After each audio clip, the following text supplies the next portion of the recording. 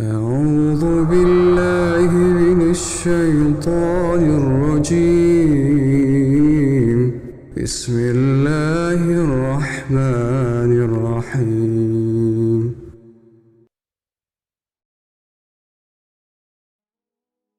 Buxoriy hadislarida Ali ibn Abu Talib radhiyallohu anhudan rivoyat qilinadi.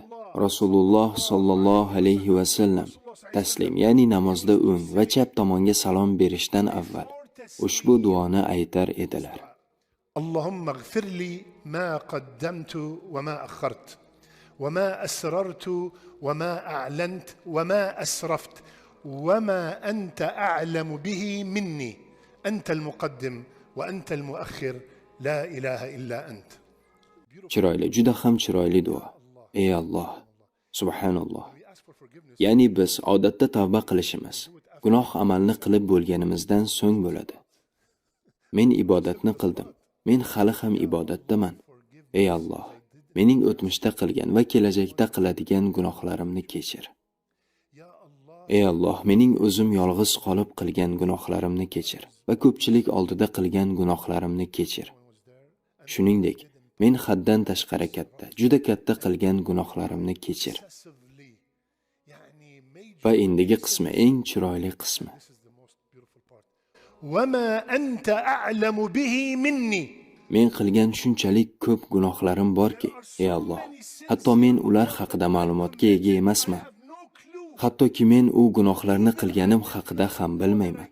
Men kimnidir g'iybat qilgandirman yoki kimdir menga xabar yetkazgan bo'lsa, men u xabarni ozmi ko'pmi ko'pirtirish, ya'ni mubolag'a bilan yetkazgandirman. Men bir, ikki qo'shimchalar qo'shgan bo'lishim mumkin.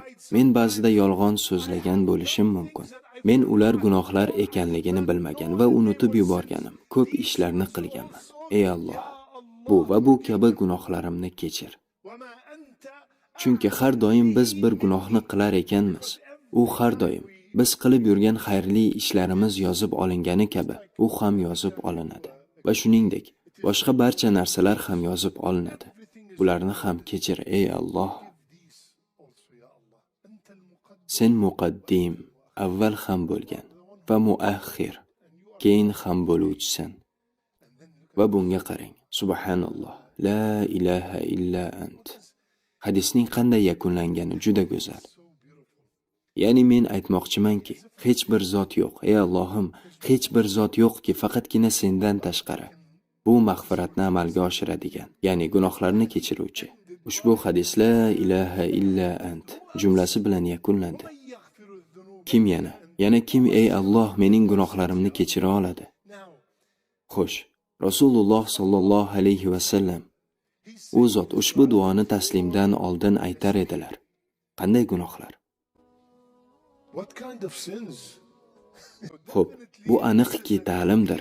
Bu biz uchun, o'zlarining gunohlari uchun emas, bizning o'zimizning gunohlarimiz uchun.